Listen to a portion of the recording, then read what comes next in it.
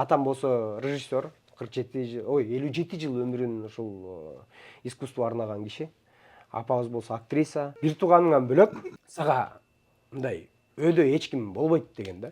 Төшөктө жатканда 42 жыл болду деп. 3-чү жеткиге алып келсе, бияктан жүрүнүнөн суу алып салып, байкемди ойлонбоңуз. Аманатты мен алам. Бар тек эжеңдикине бар дейм. Мен намаз окуп чыксам эле колунда пакет, ичинде толтура акча. Инсульт болуп жатып калды. Туруп алып эле кетчи. Бутун сүйрөп алып, тамдын үстүнөн секирип, жамбаш чыгып кетет. Бир карыя келип кеткен үйгөчү. Көрсө ушул врач экен. Кудай үчүн кечирип койгула. Анан Москвага алып барса, ушул көрсө жамбаш эле чыгып кетиптир. Душка алып барам да. Ошол жерден ыйлап алат өзүнчө. Сен айтчу эмес белең, жашоодогу миссиям эмне деп айтчу эмес белең. Мына сен жашоодогу миссияңды таптың окшойт. Аллах таалам жанын жаннаттан кылсын. Азыр экөөбүз ойнойбуз. Эгерде мен утуп калсам, мен сизге сиз калган нерсени салып берем. Эгерде сиз утуп калсаңыз, мага алып бересиз. Макул эмнеге алып айтып жүрсөң эле чыгып алам камерага. Эмне алып берейин сизге айтыңыз? Плиточный шоколадпы? Плиточный шоколад алып берем эмеске? Эгер мен утуп калсам. Эгерде сиз утуп калсаңыз, не алдырып калсам.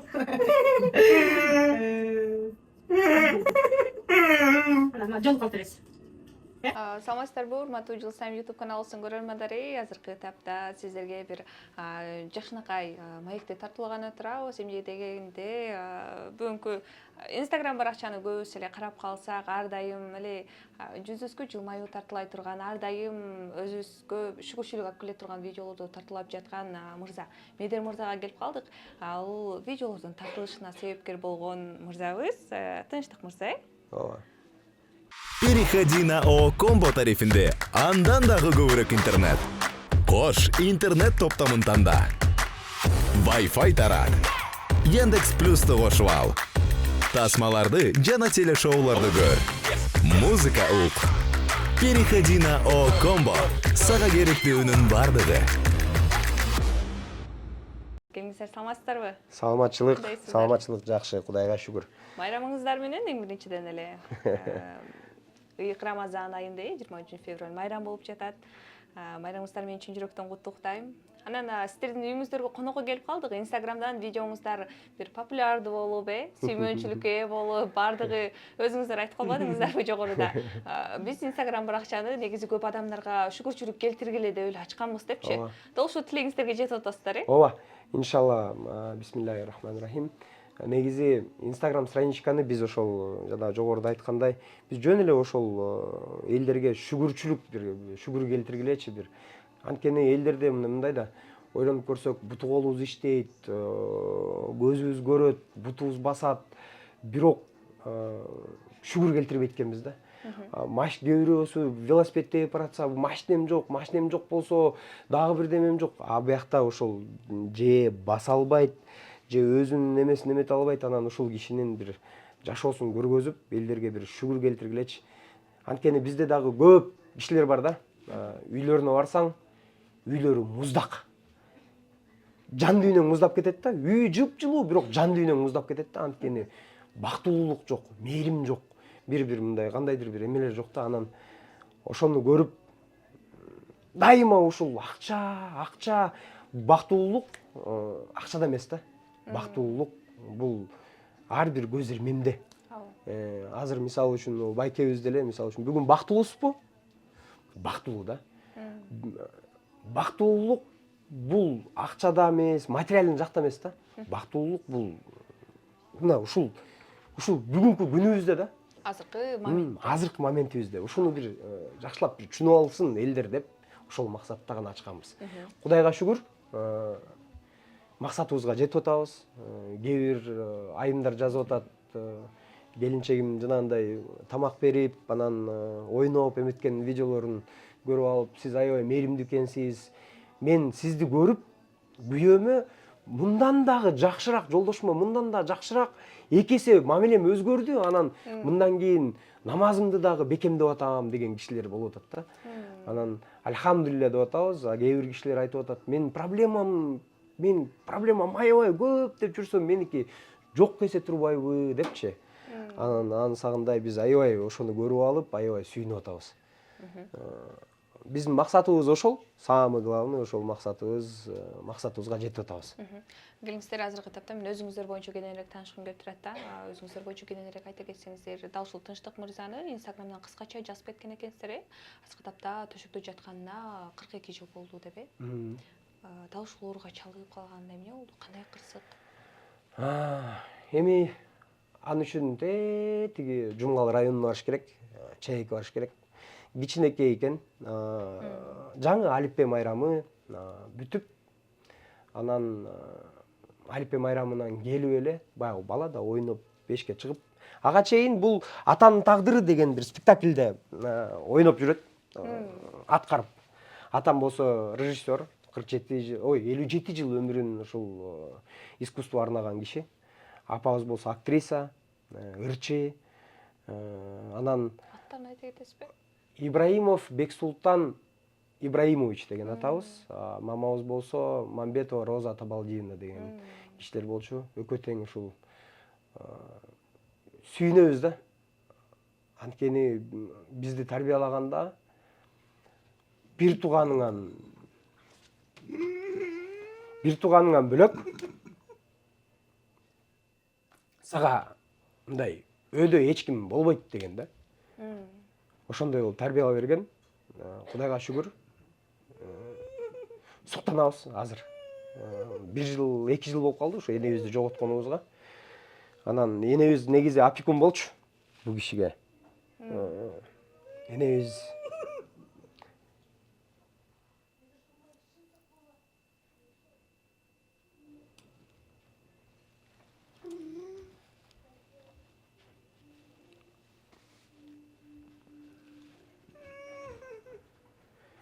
аябай мейримдүү жан эле.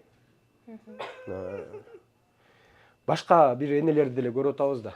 Балдарын өткөрүп салгандарды барып. Бирок жок, энебиз берген тарбия менен энебиз көзүнүн аягында, өмүрүнүн аягында жатканда ушул бүттү да. Ушуну мен көп ойлондук, эмне үчүн мындай болуп атат деп. Көрсө баягы бүтүп атыптыр да. Ким милдетин алат дегендейчи.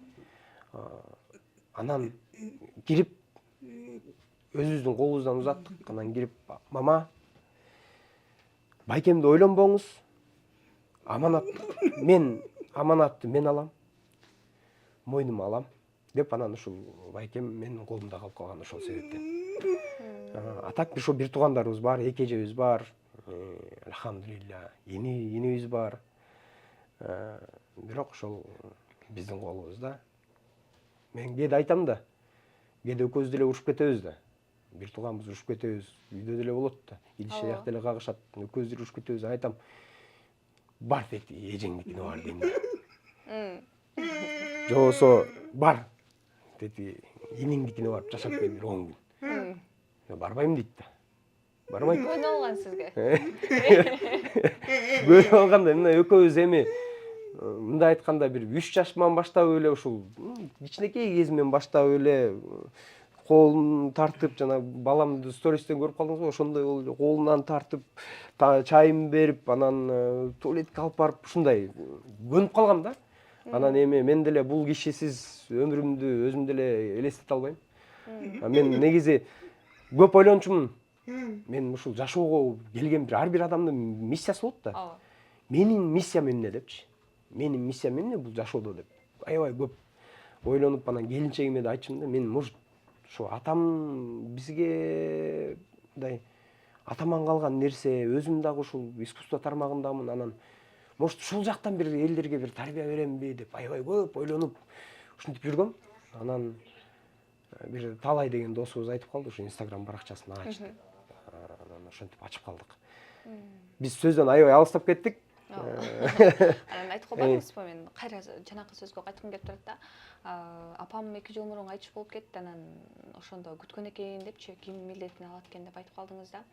Ошол убакта мисалы апаңыз 2 жыл мурун болгондо деле 40 жыл карады да. Ооба. 40 жыл төшөктө карады. Апасына, бул апага деген баланын орушу бир өтө кыйын да. Ооба. Маңдайын карап күлүп, артты карап ыйлап өткөрсө керек 40 жыл өмүрдү. Жок, апабыз андай киши эмес болчу. Күчтүү Апабыз аябай күчтүү инсан болчу. Апабыз аябай күчтүү инсан болчу. Аллах таалам жанын жаннаттан кылсын.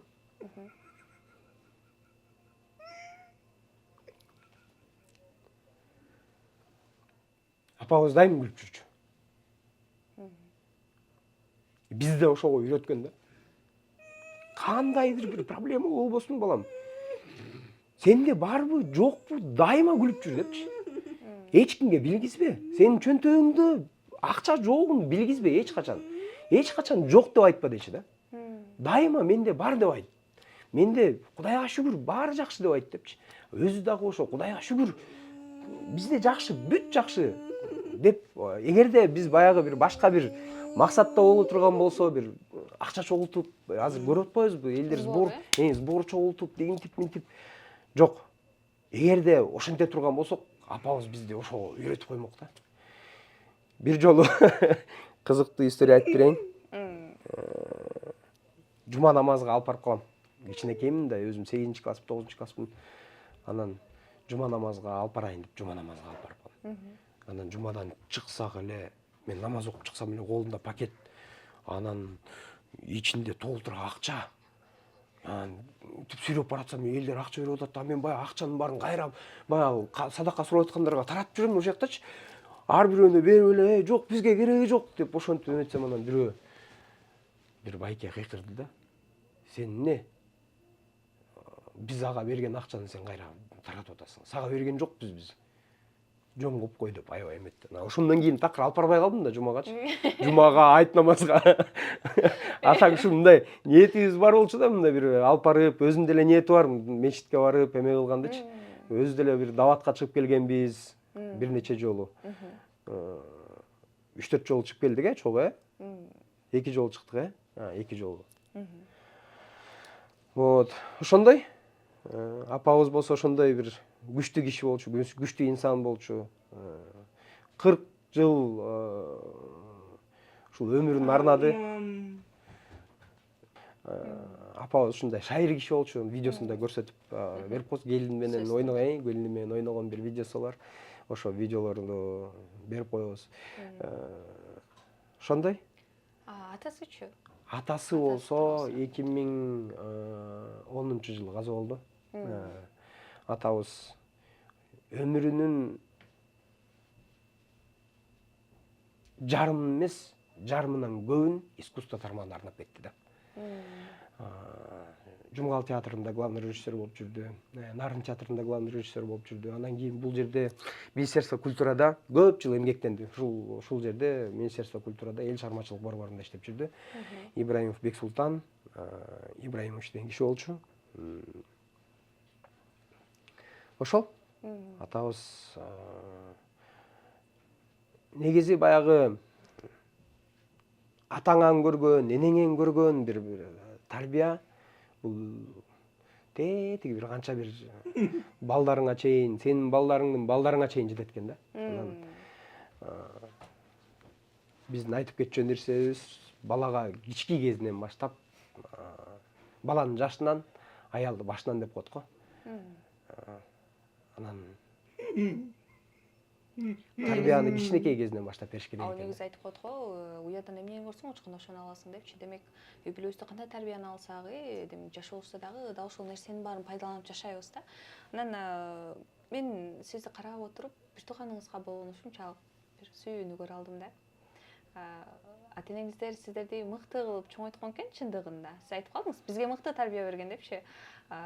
Бир тууганга деген сүйүүнү, бир тууганга деген махабатты, ынтымактуулукту бир күчтүү берип чоңойткон экен да. Бул көбүнчө кимдин тарбиясы болду? Атаңыздан же апаңыздан? Атабыз бул киши ооруп калды. Атабыз болсо дайыма көчөдө болчу. Ал киши ушул үйдө деле отурчу эмес, ушу даже ушу инсульт кармап калганда дагы үйдө атаман башка эч ким иштечү эмес. Кичинекейбиз баарыбыз. Атаман башка эч ким иштечү эмес. Анан бутун сүйрөп алып бак ушу площадьте болчу анда. Мен ошол азыр деле площадьте болчу. Министерство культурада ошол жакта отурчу. Ошол жака кетчү да, жөө. Ушинтип жөө басып келип атып, аябай күчтүү адам экен, азыр ойлоп көрсөм. Инсульт болуп жатып калды. Бир эмесин окуясын айтып берейин. Анан мындай реанимациядан эмесинен айнегинен чыгып алып мынтип карап атабыз да. Карап атсак мынтип тарагын алып алып, мынтип башын тарап, анан чыгып, аяктан чыгып келип алып эле бир айда жаткан жок. Ушу инсульт болгондор жатып калат го үйдөчү. Жок. Ал ушул туруп алып мотивациясы болчу да. Туруп алып эле кетчи. Бутун сүйрөп алып, ошентип бутун сүйрөп жүрүп эң аянда жакшы басып калды атам. Жалаң гана ушул анан болбой эле ушул оору деген оору экен, ал инсульт деген дагы бир жолу кайталанат экен, андан кийин дагы бир жолу кайталанат экен. Гипертониктер ошол экен да. Анан ошентип инсульт болуп, 3-чү жолу инсульт алганда атабыз каза болуп калды, дүйнө салды. Атабыз дагы аябай жакшы, мыкты киши болчу. Көбүнчө ушул энебиз тарбиялады бизди. Атага болгон мамилени, атаңар келатат, атаңарды сыйлагыла. Экөө бири-бирине ушундай болчу да. Азыркы булар урушуп кетсе, атаң жаман, же болбосо энең жаман дейт го. Биздики жок. Биздики наоборот болчу. Экөө урушуп мындай нары карап отуруп калса дагы, мамаңды тарынсаң, сен бул дүйнөдөгү эң жаман эмесиң деп ушунча айтчу да бизгечи. Мага андай балаң кереги жок. Сен энеңди биринчи очередь кой. Любой жерде сен энең биринчи очередте турсун деп атабыздын тарбиясы болчу. Анан ошол нерсе сиңип калат экен да. Анан энебизди эме кылып ушинтип калдык. Мен өзүм деле кичинекей экенмин, азыр ойлоп көрсөм ушу 2010-жылы өзүм канчада окулам, азыр 38ге чыгам, быйла 38ге чыгам, 38ге чыгам. Ошондо бир 18-19 жашта болуп калат экенмин, ушу 20га чыкпаган. Анчалык деле ушул эме кылган жокмун. Бирок ушул көбүнчө тарбияны ушу энебиз берди. Энебиз тарбиялады. Анан атаңызды айтып калдыңыз, негизи атаңызды да өзүм кечирим сурайм. Тынчтык мырзаны айтып калдыңыз да, бала кезинде спектакль ойночу депчи, атанын тагдыры деген. Демек, Тынчтык мырза дагы ата-энесинин жолун жолдогон, искусствого тармагында, чалмачылыктагы азыркы убакта жолун тапкан мырза болмок экен да. Ушул кырсык болбогондо. Ооба. Болгон ушул тамдын үстүнөн секирип, жамбаш чыгып кетет. Жамбаш чыгып кетип, доктурга алып барса, ушул кулгуна деп бутун кесип, анан бутун кесип салып аяктан температура, бутун кесип салса температура болот да бала. Анан бияка алып келип, 3-чү детскийге алып келсе, бияктан жүрүнөн суу алып салып, анан жүрүнөн суу алгандан кийин ушундай болуп калат да. Дарыгерлердин шалакылыгынан? Бул ошол да, именно ошол дарыгерлердин шалакылыгынан ушундай болуп атат да. Анан бирок 2000 кайсы жылы бир карыя келип кеткен үйгөчү. Көрсө ошол врач экен. Анан келип кечирим сурап, мен ошол 3-чү детскийде эме болчумун деп бир телевидениеден көрүп калган го дейм. Анан келип Насирдин Мамаев, Маматов. Насирдин Маматов деген киши экен. Анан ошол киши келип, үйдөн келип, Кудай үчүн кечирип койгула. Эми мына ушул пенсиямды алып келдим деп бир 10 000 сом көтөрүп алып келип, точно билем да. 10 000 сом көтөрүп алып келип, ошо 10 000 сомун карматып, мени кечирип койгула Кудай үчүн деп. Анан биз мамам деле ошондой айтты, эми кечирдик. Кудай үчүн сизди кечирдик деп иши кылып ошондой. Анан Москвага алып барса, ошо көрсө жамбаш эле чыгып кетиптир. Жамбаш чыгып кетиптир. Анан булар ошол Москвадан келип, кайра кеткенче эле Советтер Союзу кулап, анан баягы кризис башталып, жумушсуздук башталып, ошол ойдон эле булар кайра бара албай калган да. Эгерде дагы бир жолу барса, мүмкүн айыгып кетмек да. Эми антип айтканда болбойт. Аллага күнөөкөр болобуз. Алланын маңдайга жазганы ушул экен. Альхамдулилла, мына азыркыга чейин деле жакшы жашоону жашап келатабыз, Альхамдулилла. Жакшы эле өмүр сүрүп атабыз. Ичкен жегенибиз бар. Кийинген кийимибиз бар. Альхамдулилла. Бүт нерсеге шүгүр келтиргенди үйрөнүш керек да негизи. Аны айтып калбадыңызбы? Мен колума алгандан баштап аябай көнүп калдым депчи, кээ бир убактарда ушуп калган убакта бар дияка бар деп тамашалап айтып калам депчи. Анан чыныгынан көнүп калсаңыз керек аябай. Эми Жумушка кеткен убакта сагынып, эмне болду? жо сагынбайм деле деп. Мен байкем жакшы деп талкаласызбы жубайыңызга? Жок, мындай болот. Эгерде биз баягы иним деле каралашып турат. Калп айткан болобу, иним келип карап, биз баягы келинчегим экөөбүз гастролго кетип калабыз кедечи. Анан же бир башка бир мероприятиялар болуп кетип кала турган болсок, иним келип карап турат, келинчеги экөө келип. Же болбосо эжемдин балдары бар, алар келип каралашып турат. Жалгыз эле ушул мен карап атам, жана ушул менин келинчегим карап атат дегенден алыспыз. Алар да келип жардамдашып турат. Аны дагы айта кетиш керек, баса бергилеп айтыш керек. Анткени алар дагы көрүп таарынат да. Жалаң гана өзүңдүн эле атыңды чыгарып, бизди такыр эле айтпай койгонсуң го деп айтышат да. Биз жумгалдыктар аябай сөзгө да, биз жумгалдыктар аябай сөзгө да бай келебиз да. Анан ошентип айтышат. Андан көрөк азыр эле айтып коелу. Видеодон кийин урушук электе дейсиз. Видео чыккандан кийин анан уруш угуп аябай эме болуп калбай эле. Анан айтып калбадык, Инстаграмда көргөндө көбүнчөсү сиз да өзүңүз да айтып калдыңыз. Жашыма шүгүр келтирип калдым деген инсандар көбөйүп калды депчи. Анан бир жагынан карай турган болсок, сиздин жубайыңызга ыраазычылыгын айткандар да көбөйүптүр да комментарийлерде. Бул жашоодо негизи эң биринчиден жар тандоодон жана кесип тандоодон адам баласы эч качан жаңылбаш керек депчи. Анан бир жакшы комментарийди окуп калдым. Демек, бул мырза жар тандоодон таптакыр жаңылышпаптыр деп. Жубайыңыз кандай кабыл болду? Кээ бир учурда азыркы кыздар бар эмеспи? Бизди көрүп жаткан көрөрмандар деле кошулса керек, айтып калышат да. Жок, мен сенин ата-энең менен жашабайм, мен кээ бир учурда айылда тура турган болсом, мен шаарда жашайм. Мен ата-энеңден бөлүнүп жашайм деп бир башкача максат койгон жаш кыздар бар да. Мындай да, мен ушул нерсеге мындай бир айткым келет да. Ким энесин сыйлабаса, ал бул дүйнөдө жакшылык көрбөйт. Бул эркек балдарга тиешелүү нерсе да. Эгерде эркек бала өзүнүн энесин сыйлабаса, анын аялы эч качан аны сыйлабайт. Мындай да, көз караш, жашоодогу көз караш бирдей болуш керек да. Эгерде бир көзүң мындай болуп, бир көзүң биякты карап, бир көзүң биякты карап калса, мен байкемдикиндей условно да.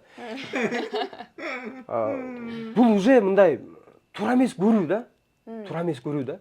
Жашоого болгон көз карашы туура эмес деген сөз да. Анан мен Аллах Тааламга миң деген шүгүрлөрдү айтам. Мен келинчегим, альхамдулилля, мени колдоп, коштоп, анан менин энемди өзүнүн энесиндей көрчү да. Мына ушундай да. Экөөнүн ойноп аткан видеолордо бул экөө кыз келин эмес, мындай кыз, эне келин эмес, кайнене келин эмес, жок, булар эне кыздай болуп эме болушту да. Анан башында баягы келгенде көнүшпөй, кайненеси жөнүндө ушул эме жөнүндө сураңыз. Келин менен кайнене жөнүндө менин келинчегим менен сураңыз. Калганын ошол негизи аялды тандап атканда негизи Алла менен бир байланыш коюш керек да. Истихфара деген намаз бар. Истихфара намазын окуп, 2 рекет окуп, анан Алладан бир суранып жаткам да. Жаңы таанышып, көрүп калып эле, андан кийин истихфара намазын окудум. Анан бир нече убакыт өткөндөн кийин түшүп келди. Түшүмдө ушундай апапак бир бут кийим кийип атыптырмын. Анан кичинекей бир так карасы бар келди. Ошону кетире албай эле ушинтип эле жышып атыптырмын да мындай. Анан жиним келип ойгонуп кеттим ошондончу. Ойгонуп кетсем, көрсө түшүм экен, анан мамама барып айттым, мама, ушундай түш көрдүм десем, мамаш айтып калды. Балам, жакшы. андай үйлөнөт экенсиң депчи. Анан ошондон улам мындай эме болуп калдым да. Депчи. Кудайга шүгүр, альхамдулилля, биринчи ыраазычылыкты ушу кайненем менен кайнатама билдирип кетем. Анткени ушундай кызды тарбиялап, чоңойтуп, өстүрүп, анан мен деле урдап кеткем муну. Ошол түш киргенден кийин эле баягы урдап кеткем. Анткени өзүм да биринчи турмушум бар болчу. Мен негизи 6 балам бар. Байкем менен ушул 7. 6 баланын атасыбыз. Мен мындай да, башка бирөөлөрдү карап көрсөк, жашоону негизи мындайдан бери карап көрсөк, бирөөнүн баласын бирөө бала деп бакпайт. Бирок менин келинчегим миллиондон бири десем болот да. Альхамдулилля, Аллах Таалам жаман сөздөрдөн, жаман көздөрдөн алыс кылсын. Альхамдулилля, биз сүйүүбүздү бирибизди тагыптырбыз да. Ошондой.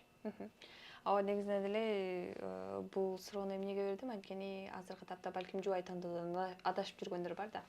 Анан биз көрүп жаткан көрөрман жаш мырзалар болобу, Силерден үлгү алып жаткан мырзалар дейчи. Бул байке ушундай болгон мээримдүү жубайды кантип таптолду экен деген суроо жаралып калса, жок ушул болду окшойт, Көзүнөн карап табыш керек да, негизи анан Алла менен бир кеңешиш керек. Кеңешүү бул нерсе биз эчтекени билбейбиз да. Биз эртеңки күнүбүздү билбейбиз.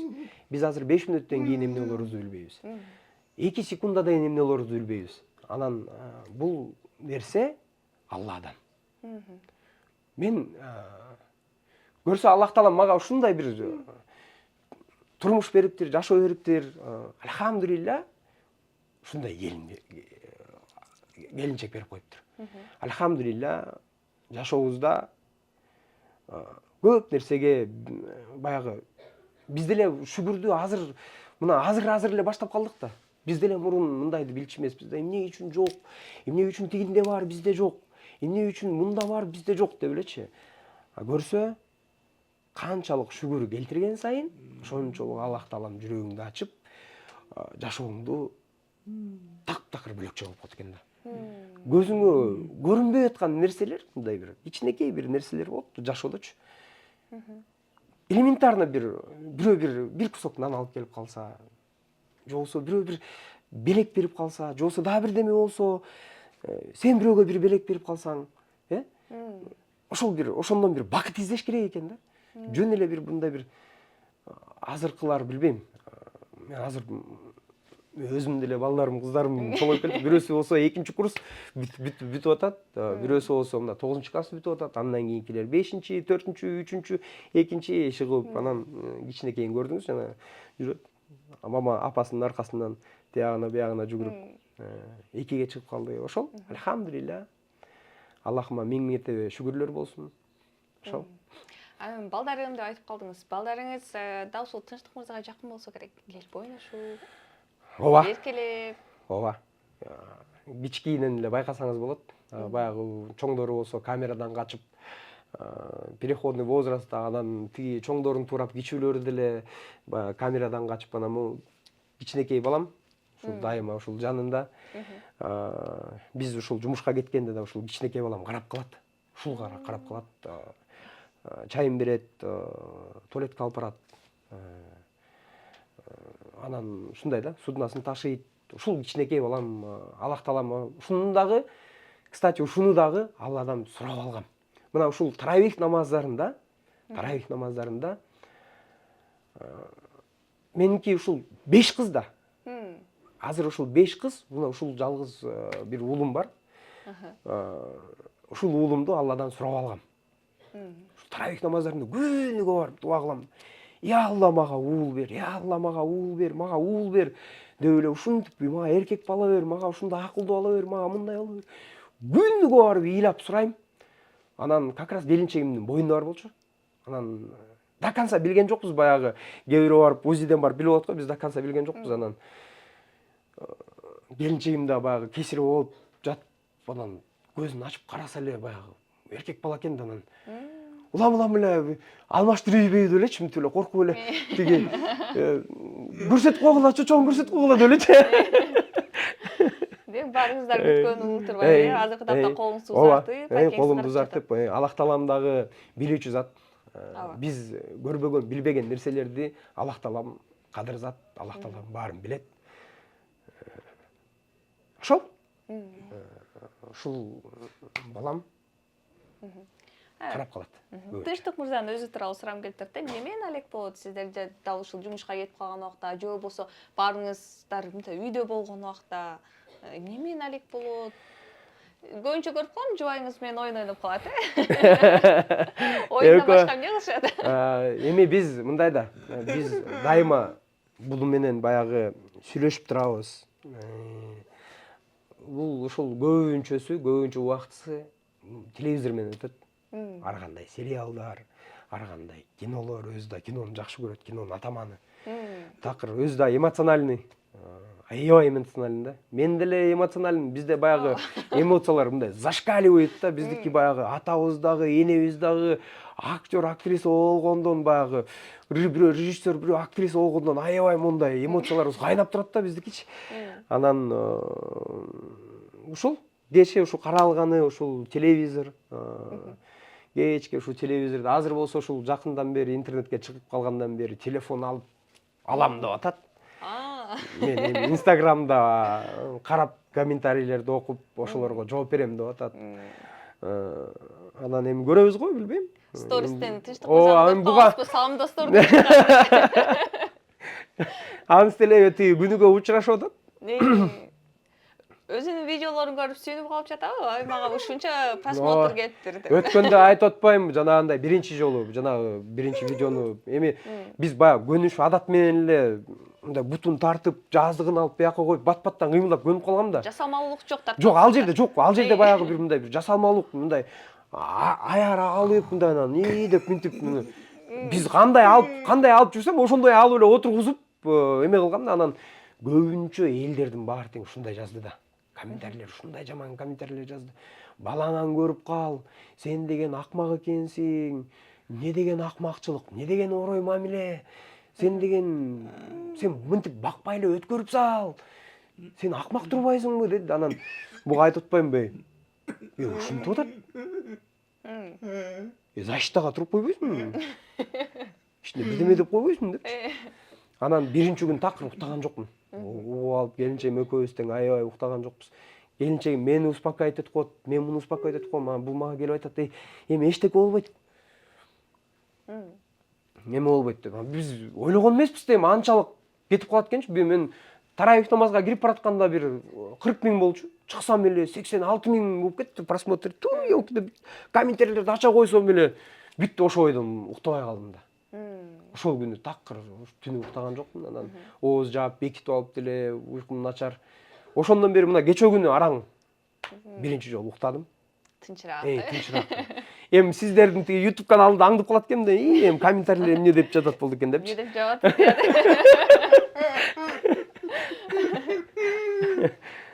Ушул тапта Тынчтык мырзадан сурамам келип турат да. Негизи Тынчтык мырза дал ушул сиздин иниңиз, келиниңиз карап жатат, видеого тартып жатат. Башында сизден уруксат сураштыбы? Эмне деп?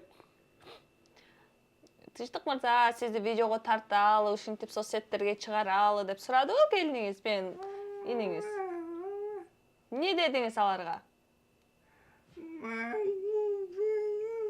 Макул дедим дейт. Негизинен жогоруда дагы иниңиз айтып калбадыбы? 7 жашта спектакль ойночу депчи, атанын тагдыры деген. Анан дал ушул кырсык болбогондо, жашоонун сынагы болбогондо, азыркы тапта сизди мыкты дал ушул сахналардан көрүп калмак экенбиз, Анан бирок Кудайым берет десе берет экен, азыр сиз интернет жылдызы болуп атасыз, Сүйүнүп атасызбы бул нерсеге? Баягы Аллах таалам көрдүңүзбү? Кадыр зат да. Сен канчалык рызкыңан качсаң дагы, Аллах таалам эгерде кааласа, ошол рызкыны сага алып келип туруп, тим эле алып келип туруп, ушундайынан алып келип туруп берип коет, сен өзүң түшүнбөй каласың да. Кандай эмне болбос? Биз эми бул нерсени чын мындай бир хайп кармап кетели, же болбосо тигинтели, минтели деп мындай бир такыр оюбузда жок болчу. Биз жөн эле бир баягы биздин өзүбүздүн бир 40 подписчигибиз бар болчу. 40 эле подписчигибиз бар болчу. Азыр болсо 7000ден ашып калды. улам да кошулуп атат, көрүүчүлөр кошулуп атат, карап тургула. Анан азыр экинчи видеону тарткандан кийин анан жакшы сөздөр кетип баштады. Анан сүйүнүп калдык, депчи. Анан комментарийлер да кичине оңой болуп калды. Анан берки видеону өчүргөн жокпуз да. Анан ага деле азыр ушул Казакстандан, Өзбекстандан, дагы бир башка бир өлкөлөрдөн жазып калып атышат, сен акмак экенсиң депчи. Бирок аларга деле уже комментарийлер деле окубай калдым, мага ал видеого деле кирбей калдык. Ошол Аллах таалам кааласа кандай акыбалда болбо, эмне акыбалда болбо, жылдыз кылам дедиби, сен жылдыз болосуң да. Аллах тааламдын любой нерсе Аллах тааламдын каалоосу менен. Жаман сөздөргө терикпей калдым. Жок. Бир гана Алладан коркобуз, Жаман сөздөрдү, жакшы сөздөрдү негизи айтып каласызбы? Жаман сөздөр менен жакшы сөздөр биргеликте жазылып жатат депчи. Анан мисалы жакшы сөздөр жазылып калат, баягыда дагы дал ушул Тынчтык мырзага арналган ырларды окуп берип калдыңыздар, негизи көрөрмандардын колдоосу аябай күч болуп жатат. Ооба. Аябай. Тынчтык мырзаны жакшы көргөндөр көбөйдү, Тынчтык мырза. Айтып атпаймынбы буга, эми аял издейли эми. Жылдыз болдуң эми жеңе издейли бизге. Эми мен деле уже балдарым карайын, сен болсо тиги үйлөнүп алып өзүнчө турмуш кур деп тамашалап коет. Үйлөнөсүң десем, ооба дейт. Бирок сенден бөлүнбөйм, сагынам деген жок. Үйлөнөйүн деп жатасызбы, Тынчтык мырза? Уялып калат. Жана ооба деп атпадым беле.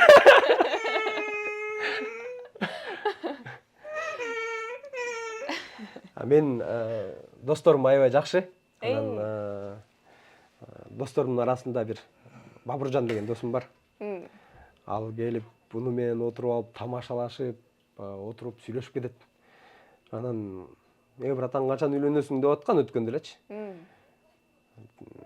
Тиги умрага барып келди жакында. Анан умрадан барып бир дуа кылып келейин сизге, бир нормальный бир келинчек сурап келейин деп кеткен. Досторду да айта кетиш керек. Досторубузга да Аллах ыраазы болсун.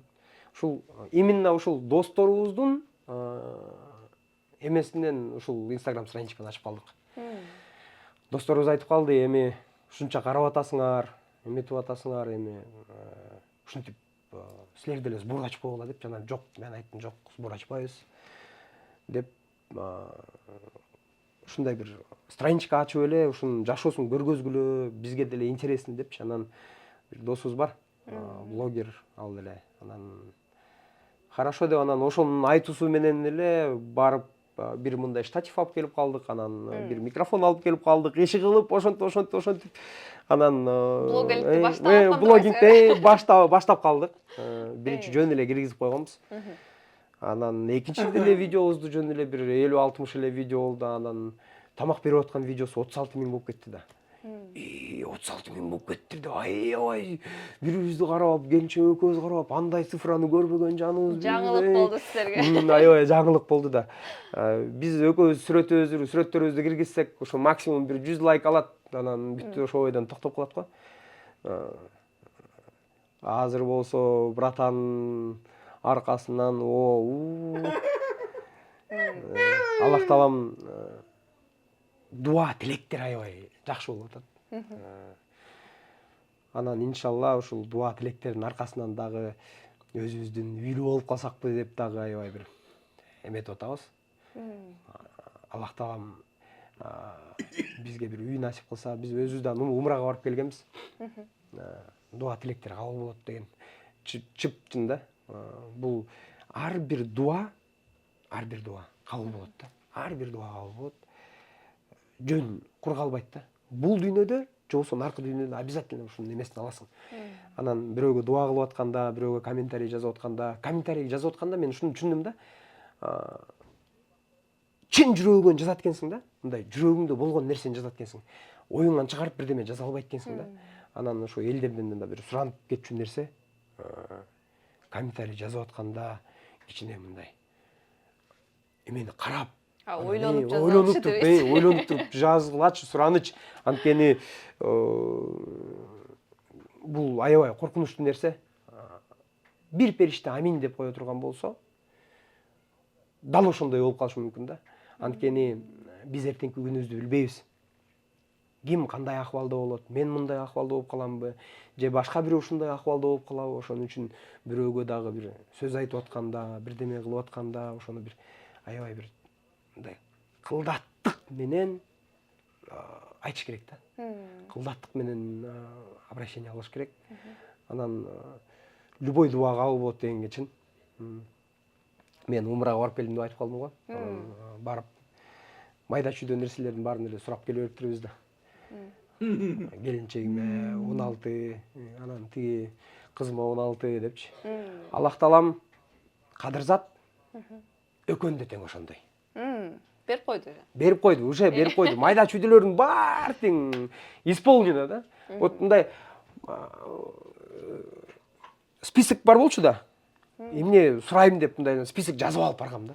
Анткени бияктан бир дос балам айтты, аяка баргандан кийин Кабаны көргөндө бүт нерсени унутуп коесуң. Жазып ал депчи. Анан жазып алган нерсем деле турду. Анан ушул именно ушул кетейин деп атканда ушул баягыны эстеп алып, деп алып, баягыны Кабаны айланып жүрөм, баягыны окуп жүрөм. Анан ошонун бүт майда бараттарынын баары тең орундалды да. Анан бир чоң нерсебиз иншалла орундалат го деп ошол чоң үмүттөбүз. Госипотекага очередке туруп койгонбуз. Кудайым буйруса, аныбыз дагы мынтип жакындап келатат.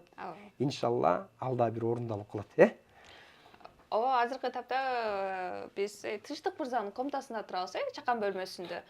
Жок, бул Тынчтык мырзанын эле комнатасы эмес. Бул жерде менин, бул жерде кыздарым, бул жерде конок тозуучу да бөлмө болуп кетет. Бул жерде ушул балам жатат. Айтайын дегеним, кийинки берүүлөрдө Кудайым буйруса сиздердин жаңы үйүңүздөргө барып такталып дегем да, жакшы ниет.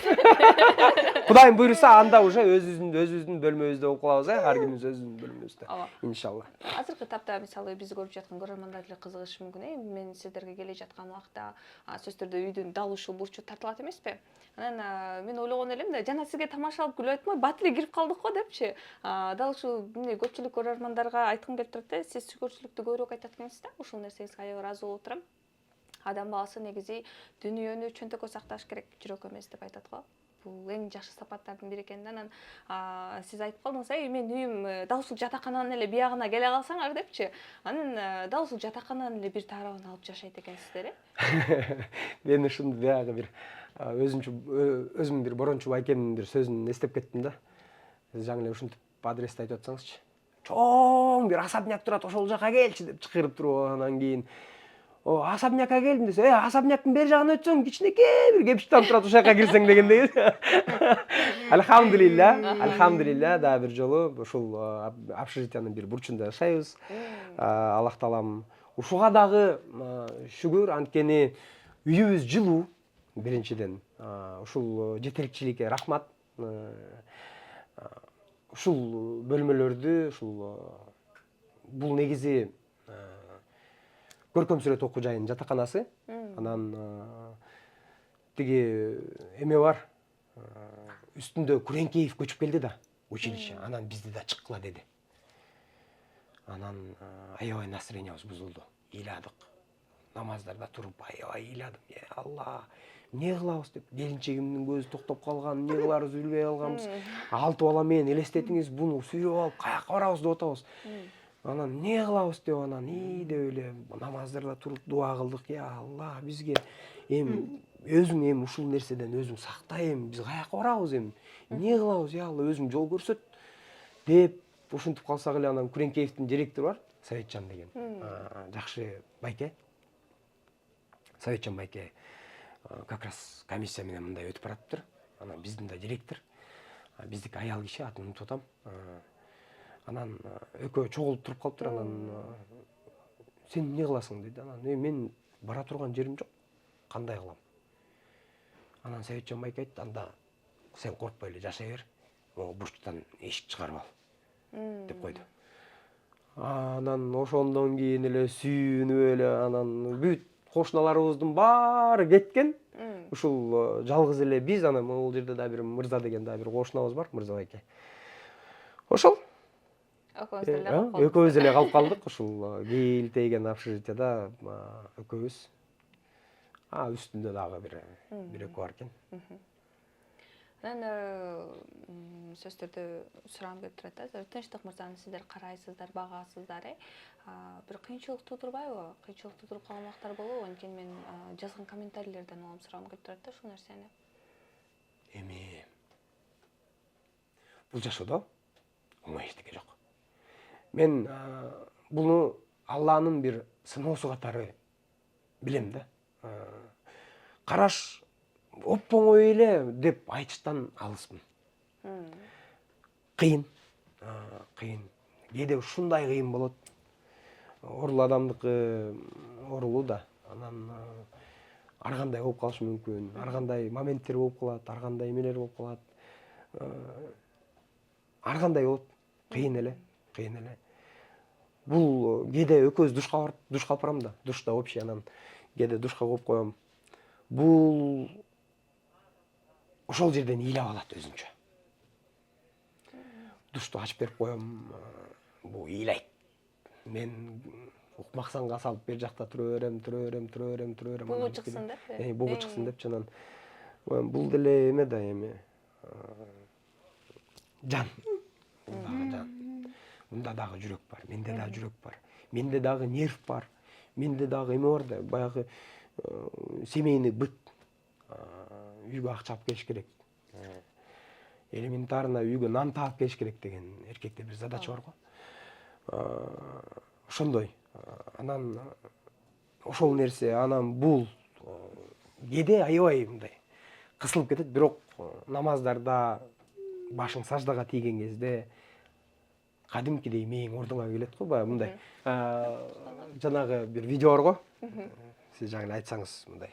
Монтип туруп, турунг деп туруп анан бирдемени жыйнап кирип кетет го. Ошондой эле башың жерге саждага тийгенде ордуңа келечөсүң да.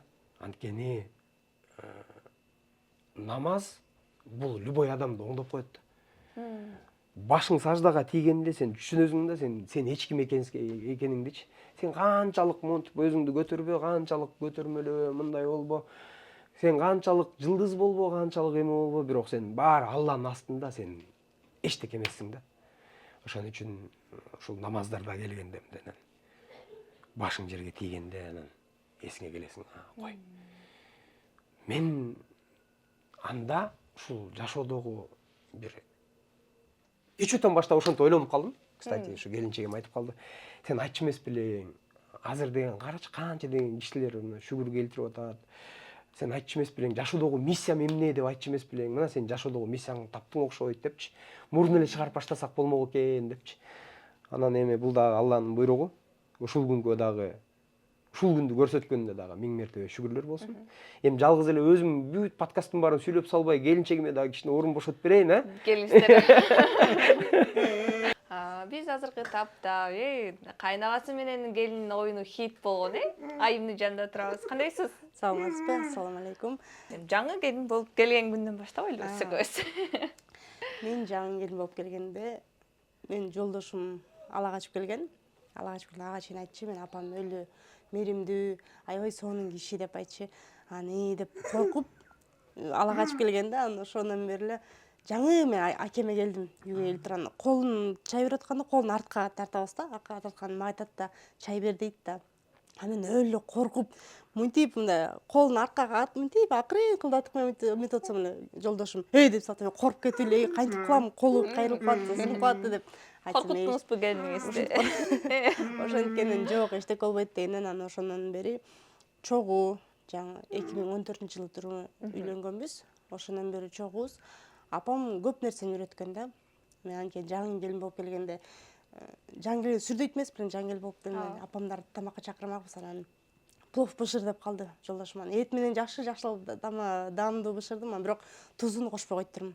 Анан күйөөм экөө ыйлап алгам, мен өлө ботодой бозоп ыйлап, келе ошо эттерин баарын чогултуп туруп, күрүчтү төп туруп, кайра басайын пловду азыр. Мен кайнем эмне дейт деп ыйлап алгам аябай. Анан кайнеме чалды, күйөөм чалат. Жаңы үйлөнгөндө үйлөр аябай тамашалайт эмес беле келиндердичи. мама ушинтип пловду күрүчтү ыргытып кайра басам деп атат, эмне кылсак болот деп айтат да. Анан кайын апам болсо ушу сууга эле тузду аралаштырып койсоң даамына келип калат дегенен, анан ошо апам айтканы менен жасап койсом даамдуу болуп калган да. Анан дедим анда кой апам менен апам менен ынтымакташышым керек экен. Анткени менин күйөөмдүн мамилеси энеге болгон мамилеси өтө күчтүү да. Энени сыйлап, сен менин апамды сыйласаң, мен сени ошондой сыйлайм деген да. Анан ошентиш керек туруп анан өлө өзүмдүн апамды жакшы көргөндөй, кайын эмес апамдай көрдүм да апамдычы. Анткени постоянно жанында болчубуз. Апам экөөбүз да ойночубуз постоянно. Эмне?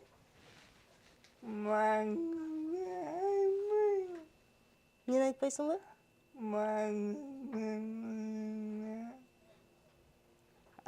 Акемдин үнүн айтпайсың дейт. Акем үйүнө алып барганда, анткени жаңы ала качып келгенде, бул общежитияга кантип ала качып келем дегенен, кайнагам үйүнө ала качып келген да. Анан ошол жака тосмокпуз кишилерди. Анан ошондон кийин жолдошум айткандай, энени кандай сыйласаң, мен энемди кандай сыйласаң, сени ошондой сыйлайм деген да. Анан ошондон бери кайненедей көрбөй, апам да мени ушундай кабыл алды да, өзүнүн кызындай кабыл алды, эч кандай эмне. Апамдын мага эң катуу айткан сөзү мага ушуну жакпай калды деп. Ошо эң катуу сөзгө айткан сөзү ошол эле болгондо мага анан биремси жумшарды эле, Айсулуу бул жер мындай болуп калыптыр деп коет да. Мен ошону кылышым керек турбайбы деп эле тиле барып паластарды көтөрүп барып эле тияка көтөрүп барып жууйм да. Анан апам мен жууп атканда тиги кошуналар айтат, ай келиниң ушинтип жууп отурбу деп. Ой айткам жууп эле кой дегем деп эле апам айтат да. Анан мен жууп келип баарын даярдап жыйнап койсом, сонун болуп калбадыбы дейт да. А мен ошол сөзүн угуп эле апамдын мактаганын угуп эле. Мактоо сөзү кайын, Апаман мактоо сөзү кайын, апаман жаман сөз угуп калбайын, жакшы келин болоюн деп элечи.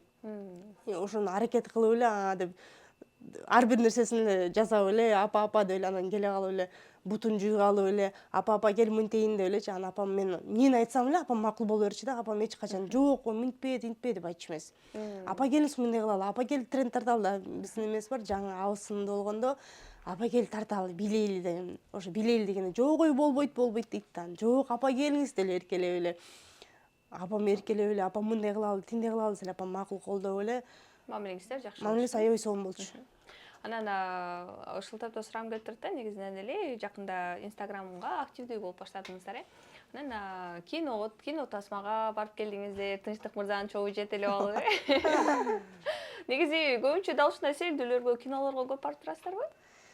Сейилдөө киного көп чыкпайбыз. Анткени акемди мурун биздики эме көп чыкчу эмеспиз, эшикке алып чыгабыз, сейилдеп алып чыгабыз. Анткени коляскасы ыңгайсыз болчу да. Коляска былтыр болсо өзү чогултуп, жолдошум, кайыным чогултуп, коляска алып беришкен, мотор менен коляска алып берип, ошондон бери эле сейилдеп эшикке чыгып, Молодая гвардияны кыдырып, ошентип калдык да. А так ойногону мен акем менен ойнойм, тамашалашам. Анан тренд тартыш керек болуп калды. Эмне кылабыз, кел контент тартабыз. Эмне контент тартабыз? Кечке жаткан кишинин менен тартыш өтө оор экен. Эгер басып жүрсө, анда бир башкача нерсе тартмакпыз да, сейилдемекпиз. Анан эмне кылабыз деп, келсе ошону тренд тарталы дейм. Акем өлө таттууну жакшы көрөт. Эмне берейин акем, келе биринчи четишип алалы, эмне белик беребиз дейт да акем. Плиточный шоколад дейт. Анан мен эмне дейм, эмне алып берем. Анан акем мени эркелеп турат да. Өзүнүн карындашындай, келиндей эмес, өзүнүн карындашындай көрөт да.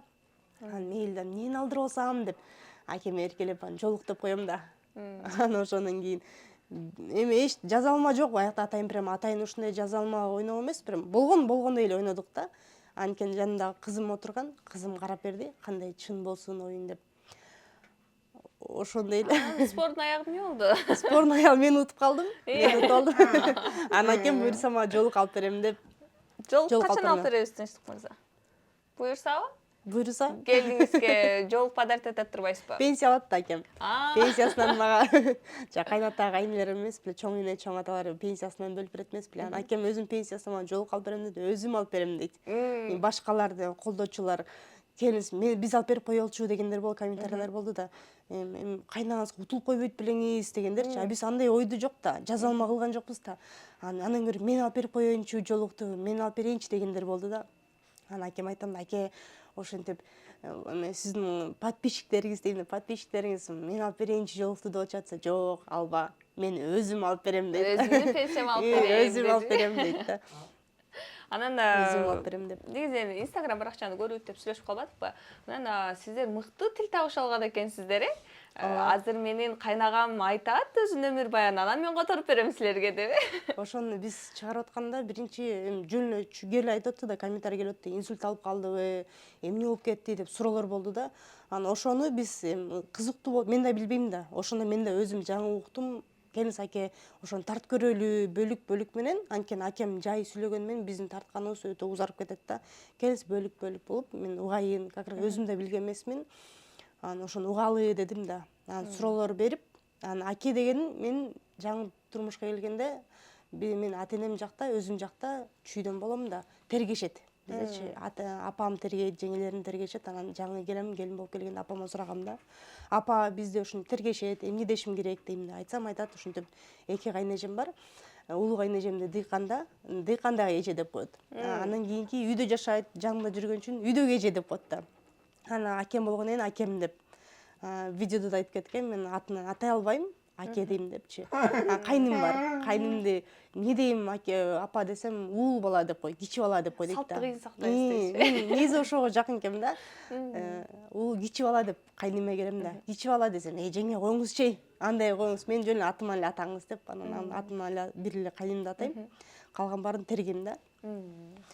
Анан ошондон аке деп, аке менен жакын болуп, аке менен сүйлөшкөнүбүз, экөөбүз сүйлөшүп күлүп берет, баарын айтып берет мага. Мен жанында отурам, кээ бирде китеп окуп берем. Анда окуп берсем, анан акем менин жаңы келин болуп келгенде мультфильм жакшы көрчүм. Мультфильм көргөндүчү. Анан акем мага коюп берчү мультфильм, анан экөөбүз чогуу отуруп мультфильм көрчүбүз. Мага айтып берчи. Жакынбыз да акем. Кайнага эмес, мен өзүм агамдай эле көрөм да акемдичи. Анан көпчүлүк мисалы соцсеттерде карап калган убакта комментарийлерде дагы көбүрөөк мисалы дал ушул болгон кайнага менен келиндин ортосундагы мамилени көбүрөөк бири суктануу менен жазып жатат, бири балким бул жасамалуулук деп жатышат. Мисалы ар бир адамга жаба бербейсиң го. Ооба. Ар кандай комментарий жазгандар бар, дал ушулорго биздин YouTube каналдан пайдаланып келиңиз, жоогуңузду бере кетиңизчи, ар бирине жазып барып болбойбу. Бул жерде эч кандай жасалмалуулук жок. Биз жолдошум экөөбүз бул эмен Instagram ачып атканда аз жаш үйлөр ажырашып кетип атпайбы? Жаш келиндер ажырашып кетип атат. Анан ошолорго үлгү бололу. Анткени ар кандай сыноолор болот. Анан биз муну сыноо катары эмес, белек катары кабыл алдык. Эгер сыноо болсок, биз чөгүп кетмекпиз. Ошондон белек катары кабыл алалы. Кел ошо өзүбүздүн бактылуубузду элге да тартуулалы. Ошто бизди көргөндөр, көрсө ушинтип бактылуу жашаса болот турбайбы? Анан эме деп кичинекей кайнэгерде келин менен кайнэнин ортосунда жакшы мамиле болбойт. Түшүнбөстүктөр болот. Ошону көтөрө албай кеткендер бар да. Анан ошон үчүн биздикиндей эле кайнагам менен көрүп алганда кайнагам менен кандай мамиле болуп атат, ошону көрсөтөлү дедик да. Бактылуулук бул көп нерседе эмес, кичинекей нерседе эле бактылуулук издесе болот да. Ооба. Чоң рахмат, ыраатчылык билдиребиз. Азыркы этапта мен Тынчтык мырзага айткым келип турат да, биздин сүйүктүү көрөрмандарга бир өзүңүздүн кеңес кабыл тилегиңиз болсо, кайрылууңуз болсо айта кетиңизчи. Бизди көрүп жаткан көрөрмандарга эмне айткыңыз келет? Негизи эле адам баласына.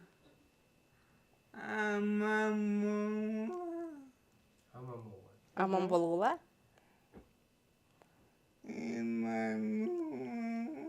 Ыймандуу болгула.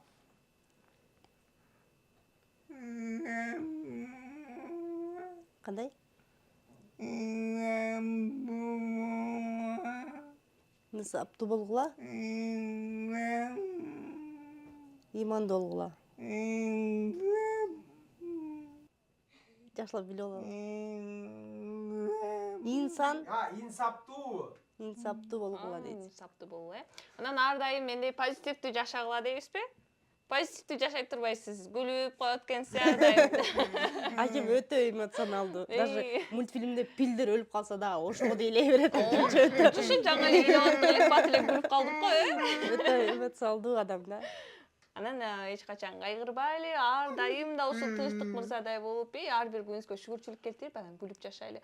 Урматтуу Жылыстайм YouTube каналыбыздын көрөрмандары, жогоруда болуп өткөн маегибиз сиздерге бир пайдалуу болду деген ойдобуз. Сиздерде бүгүн кызматыңызда мен Махабат Жаныбек кызы болдум. Биздин YouTube каналыбызга комментарий жазып, подписка кылууну унутпаңыздар. Линки берилүүдө жолукканча саламатта калыңыздар. Кеңес Тынчтык мырза кубулга алып коюңуз.